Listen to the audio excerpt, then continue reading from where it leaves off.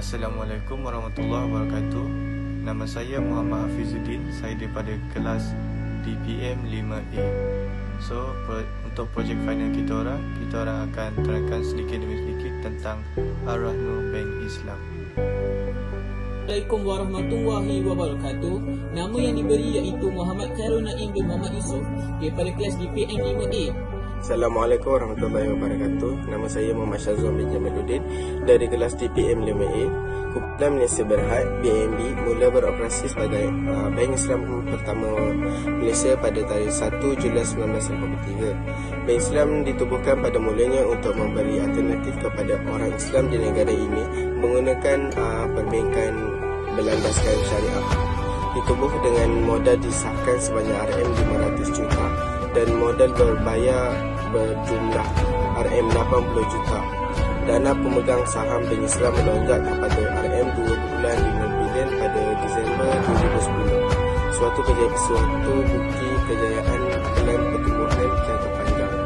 Disenaraikan di papan bursa Kuala Lumpur, saham Kuala Lumpur pada 17 Januari 1992. Bank Islam telah berkembang sebagai sebuah institusi kewangan yang disegani di negara ini dengan 89 buah cawangan di seluruh negara. Bank ini menawarkan 50 pelbagai produk dan perkhidmatan perbankan Islam yang inovatif dan canggih setanding dengan yang ditawarkan oleh perbankan konvensional. Penubuhan Bank Islam pada tahun 1983 adalah hasil dedikasi yang diilhamkan oleh Kongres Ekonomi Bumiputera pada tahun 1980. Diikuti dengan seminar mengenai konsep pembangunan dalam Islam pada tahun 1981. Ia juga merupakan hasil usaha sama tabung haji berkim, iaitu pertubuhan bukan kerajaan yang komited untuk memelihara kebajikan orang Islam di seluruh negara, dan jawatan kuasa pemandu kebangsaan untuk Bank Islam, iaitu jawatan kuasa pemandu kebangsaan. Inisiatif baru dilaksanakan oleh Ar-Rahnu Yatim dan bersama Bank Islam Malaysia Berhad secara rintis membantu mendekatkan perkhidmatan bank kepada masyarakat setempat. Ia telah beroperasi pada 11 Februari 2020. Antara perkhidmatan yang ditawarkan hasil kerjasama antara Ar-Rahnu Yatim dan Bank Islam Malaysia Berhad adalah deposit, pelaburan tunai, pengeluaran tunai dan tambah nilai berbayar. Semua mereka baru je ditubuhkan antara Ar-Rahnu Yatim dan Bank Islam Malaysia Berhad.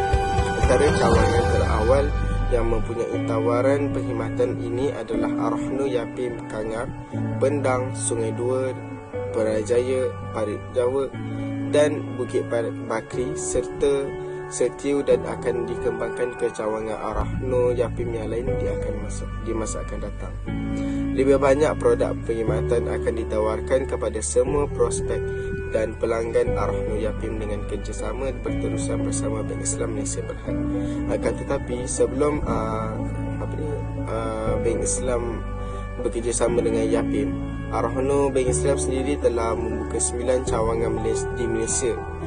Contohnya di Kuala Lumpur, Kuantan, Kuala Terengganu, Alor, Sungai Petani dan Kota Baru. Seterusnya, maksud Ar-Rahnu. Pajak gadai Islam ditarifkan sebagai transaksi di mana pembiayaan pinjaman diberikan oleh institusi Ar-Rahnu pelanggan melalui kontrak akad al-wadi'ah, pembiayaan pinjaman. Ia juga merupakan produk pembiayaan jangka pendek bagi membantu golongan yang tidak layak untuk mendapatkan pembiayaan daripada institusi kewangan seperti usahawan kecil dan sederhana. Pelanggan bertanggungjawab melunaskan bayaran balik kemudahan pembayaran dan keuntungan pada masa yang ditetapkan seperti yang dipersetujui. Institusi pula bertanggungjawab ke atas aset gadaian di bawah simpanan mereka dan akan memulakan aset gadaian tersebut kepada pelanggan setelah pembayaran penuh kemudahan dibuat. Itulah secara ringkas Ar-Rahnu Tawarruk. Ar-Rahnu Tawarruk adalah pembiayaan jangka pendek di mana pelanggan akan menjanjikan emas sebagai aset menggadai berbanding pembiayaan yang diberikan. Tawaruk juga merujuk kepada transaksi jual beli komoditi atau aset berasaskan pembayaran tangguh secara murabahah, iaitu harga kos aset ditambah dengan margin keuntungan, atau musawamah, iaitu jual beli yang tidak mendedahkan harga kos aset dan margin keuntungan daripada penjual kepada pembeli, dan kemudiannya komoditi itu aset tersebut akan dijual secara tunai kepada pihak ketiga selain daripada penjual asal bagi mendapatkan tunai.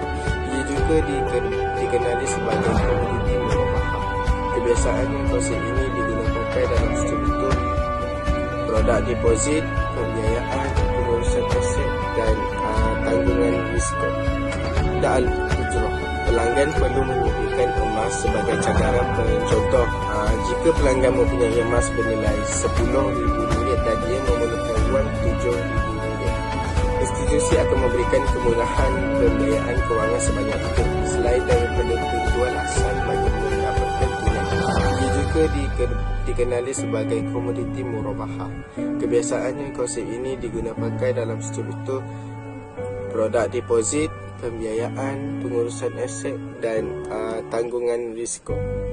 Al-Ujrah, pelanggan perlu menyediakan emas sebagai cagaran.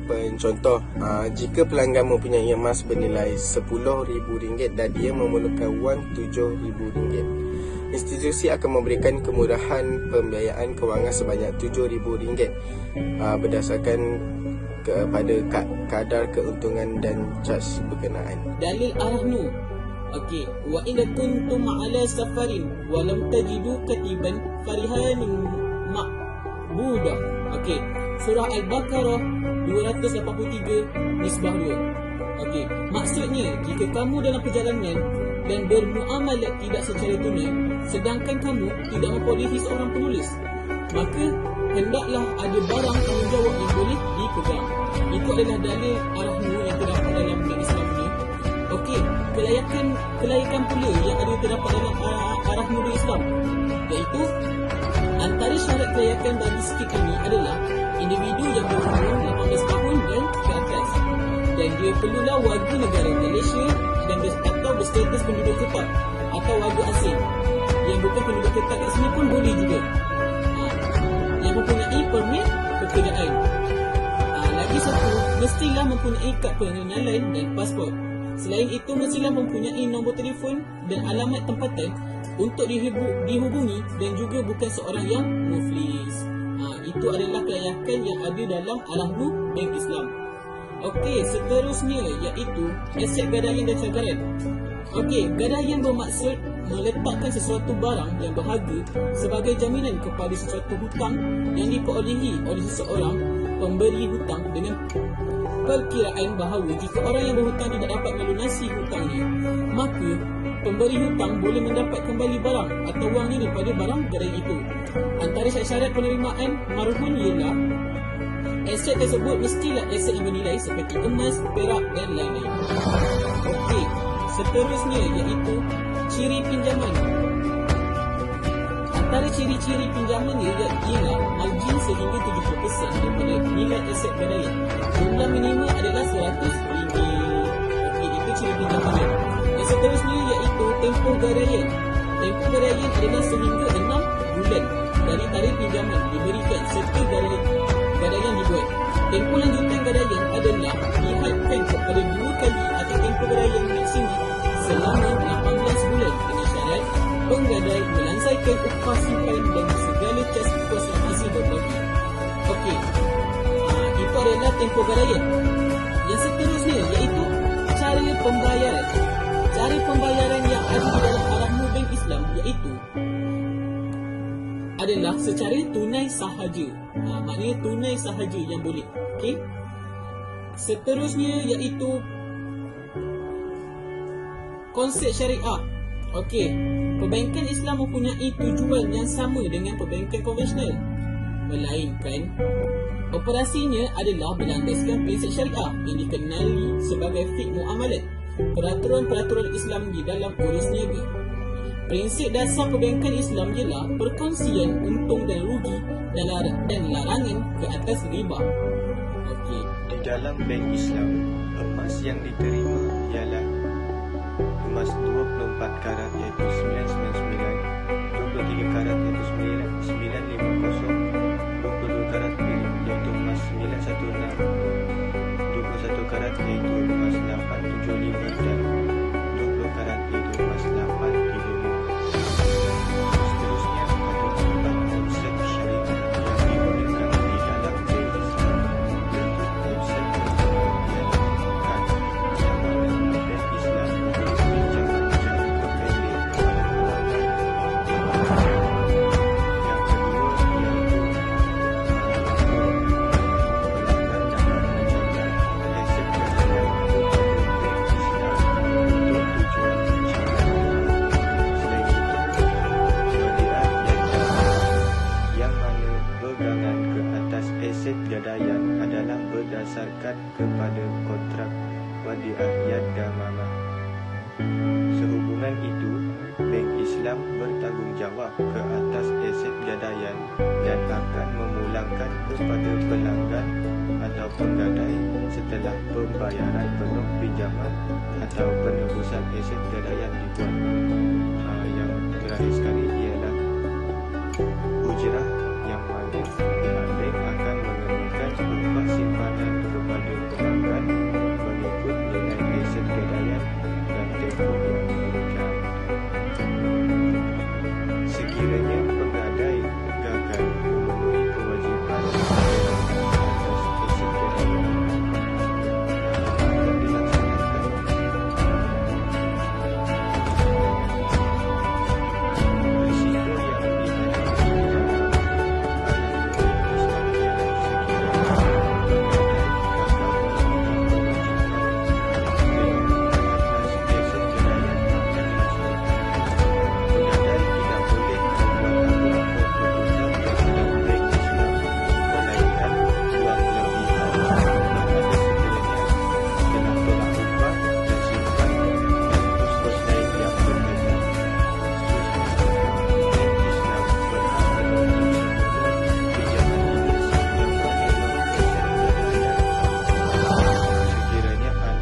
membayar baki pinjaman dan upah simpan yang dikenakan pada tempoh matang.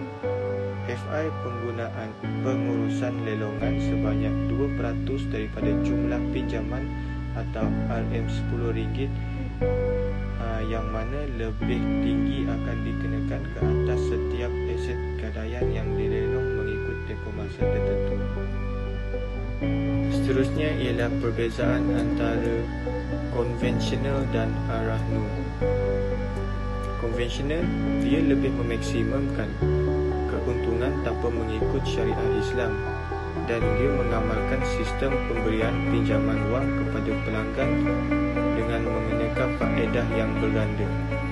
Seterusnya memperoleh pendapatan melalui kadar tetap faedah yang dikenakan kepada penggadai. Ini mensasarkan keuntungan tanpa sebarang had, batasan agama dan moral. Sekali sekali iaitu mengenakan tambahan wang ke atas pinjaman jika lambat bayar. Untuk Aranu dia lebih kepada mengajar keuntungan di akhirat dan mengikut syarat Islam. Dan itu dia mengamalkan transaksi jual beli atau sewa aset dan bukannya akad pinjaman wang. Selain itu dia mengenakan wang compensation ke atas kelewatan tepi wang itu tidak dimasukkan ke dalam pendapatan bank, setidaknya disalurkan terus kepada kebajikan. Selain itu dia memperoleh pendapatan melalui konsep kongsi untung dan rugi bersama pelanggan. Sekali ianya mensasarkan keuntungan berdasarkan